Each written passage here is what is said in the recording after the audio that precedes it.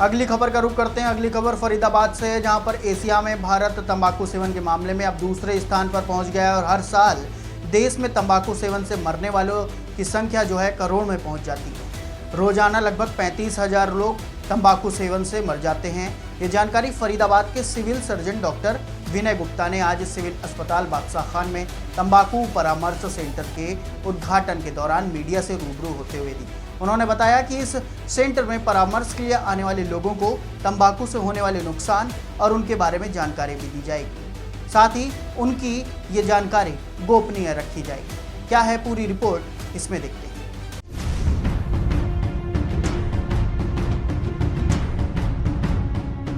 तस्वीरें फरीदाबाद के सिविल अस्पताल बादशाह खान में बनाए गए तंबाकू परामर्श सेंटर की हैं, जिसका उद्घाटन फरीदाबाद सिविल सर्जन डॉक्टर विनय गुप्ता ने रिबन काट कर किया। इस मौके पर सिविल सर्जन डॉक्टर विनय गुप्ता ने जानकारी देते हुए बताया कि एशिया में भारत तंबाकू सेवन के मामले में दूसरे स्थान पर पहुंच गया है और हर साल देश में तंबाकू सेवन से मरने वाले लोगों की संख्या करोड़ों में पहुंच जाती है।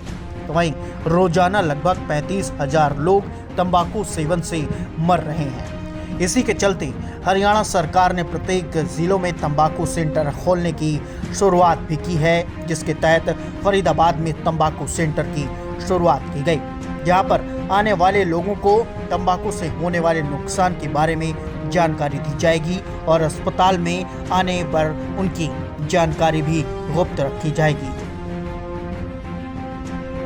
वहीं तंबाकू सेंटर के मुख्य सलाहकार डॉक्टर रसीम बत्रा और डिप्टी सिविल सर्जन ने जानकारी देते हुए बताया कि देश में लगातार तंबाकू का सेवन करने से मरीजों की संख्या तो बढ़ ही रही है, साथ ही साथ तंबाकू सेवन से होने वाली मौतों का आंकड़ा भी बढ़ रहा है। इसी को देखते हुए इस सेंटर की शुरुआत की गई है।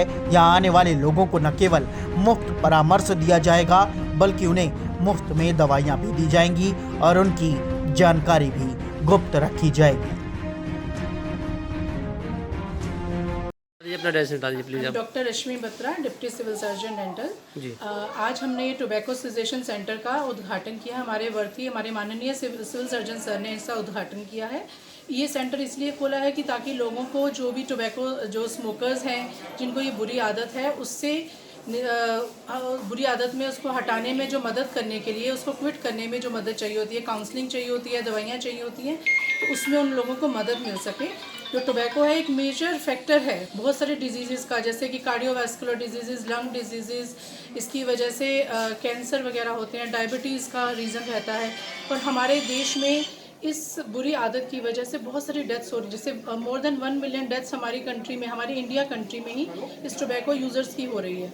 तो और ग्लोबली अगर हम देखें तो 12% पूरा जो ग्लोबल वर्ल्ड का जो है डेथ है हमारी इंडिया में, और जिसकी वजह से इकोनॉमी अफेक्ट कर रही है, क्योंकि हमारा बहुत सारा आर्थिक जो हमें जो हेल्प उनको देनी पड़ती है, उसकी वजह से होता है। और तो इसलिए सेंटर में हम ये उम्मीद रख रहे हैं, ये इनिशिएटिव लेने के बाद, तो हमारी सिविल सर्जन की गाइडेंस के अंडर हम ये चलाएंगे। इसमें हमारे एक साइकोलॉजिस्ट होंगे, एक साइकियाट्रिस्ट होंगे डॉक्टर, जिनकी मदद से हम लोगों को बुरी आदत को छुड़ाने में हम मदद करेंगे कि उनको क्विट करने में हेल्प मिले। और इसके क्विट करने से हमें ये भी है कि जब ये क्विट करते हैं तो शुरू के बल्कि 12 घंटे के अंदर ही असर आने लग जाता है। जैसे ही वो ये आदत छोड़ते हैं, 12 घंटे के अंदर अंदर कार्बन मोनोऑक्साइड एक होता है जो कि बॉडी में वो धीरे धीरे नॉर्मल होने लगता है।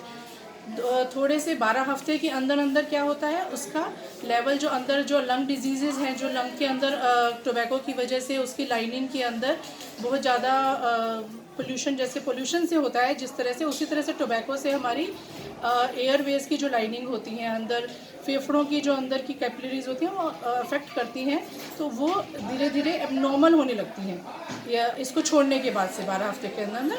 तो इसी तरह से हमारी ये उम्मीद है कि हमारे हेल्थ डिपार्टमेंट की तरफ से हम लोगों का ज़्यादा से ज़्यादा भला कर सकें। लोगों के लिए मैसेज देना चाहेंगे कि टोबैको ये बहुत बुरी आदत है, बहुत ख़तरनाक बीमारी है, और स्पेशली कोविड के टाइम में तो ये पान मसाला वगैरह ये जो ये लोग च्यू करके पब्लिक प्लेसेस में थूक देते हैं, उससे बहुत सारी कंटेजियस बीमारियां होने का खतरा भी रहता है। गाँवों में जो लोग हुक्का शेयर करते हैं जिसमें कि टोबैको ही होता है, उससे खतरा अपने लंग्स को तो है, लेकिन आपस में एक दूसरे के साथ जब हुक्का शेयर करते हैं तो उसमें थूक वगैरह लगती है, उससे भी, जैसे कि आजकल कोविड-19 का स्प्रेड जल्दी होने का, उसका बहुत जल्दी इन्फेक्शन फैलता है। तो हमारी ये एक दरख्वास्त है लोगों से, प्लीज़ कम से कम टोबैको को यूज़ करें। इसके लिए आप अपने जैसे जैसे आप इसको क्विट करेंगे, इसके लिए आपको मेंटली और फिजिकली दोनों तरह से आपकी दिमागी तौर की हालत और शारीरिक जो है सेहत दोनों अच्छी हो जाएंगी। ये टोबैको सिजेशन सेंटर का उद्घाटन किया गया है, जिसका कि हमने अभी आज ही प्रारंभ किया है इस सेंटर को।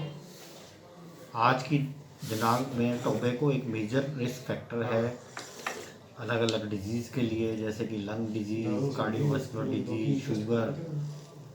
मोर than 1 million death every year India में टोबैको की वजह से होती है, और every day around 3500 death per day हमारी टोबैको की वजह से होती है। इंडिया वर्ल्ड के अंदर सेकंड लार्जेस्ट टोबैको प्रोडक्ट का कंज्यूम करने वाला देश है, और 7% of all death due to tobacco as per WHO होती है, जो 35 साल से ज़्यादा है उनके अंदर।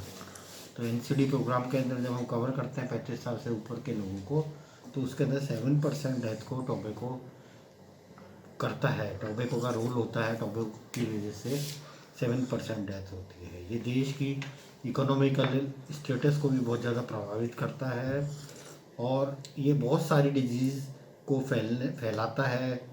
इसका मेन रोल कोविड-19 में देखने को मिला, जिसके अंदर की हुक्का और सिगरेट आपस में लोग शेयर करते हैं, उससे एक जने से दूसरे जने को ये तेज़ी से फैलने के चांसेस होते हैं। इसके अंदर एक टॉक्सिक केमिकल होता है जो लंग की लाइनिंग एयरवे को डैमेज कर देता है, पेशेंट की इम्यूनिटी कम कर देता है, फाइट अगेंस्ट इन्फेक्शन, और टीबी भी बहुत कॉमनली इसकी वजह से लोगों के अंदर होती है। लंग के अंदर डैमेज हो जाता है, क्रॉनिक ऑब्स्ट्रक्टिव लंग डिजीज़ हो जाती है, उससे एयरवे जो होते हैं वो रिजिड हो जाते हैं, पूरी तरह ओपन नहीं हो पाते हैं, तो उनके अंदर सिक्रीशन कलेक्ट होता है और इन्फेक्शन होके ये ज़्यादा डिजीज़ लोगों के अंदर करता है। तो सर जैसे कि आपने बताया कि विश्व में दूसरे नंबर पे हमारा देश तंबाकू सेवन करने वाला, और डेथ रेशो भी कुछ ज़्यादा है, तो क्या लगता है ऐसे सेंटर अगर और अलग अलग जगह खोले जाएँ तो कुछ कमी आ सकती है? ऐसे सेंटर हमारी सरकार श्री मनोहर लाल जी और हेल्थ मिनिस्टर के अंडर में इस तरह के सेंटरों का निर्माण जल्द ही सारे डिस्ट्रिक्ट के अंदर कर रही हैं, जिससे कि हम इस बीमारी को कम से कम कर सकें और लोगों के अंदर टोबैको की वजह से होने वाले नुकसान को कम कर सकें और लोगों को बचाया जा सके। तो ये फरीदाबाद पहला सेंटर खोला गया है। फरीदाबाद में पहला सेंटर गवर्नमेंट सेटअप से खोला गया है, और इससे हमने इसके लिए दवाइयाँ भी मंगा ली है, और हम दवाइयाँ लोगों को देंगे जिससे कि उनको जल्द से फरीदाबाद से मनोज सूर्यवंशी की रिपोर्ट।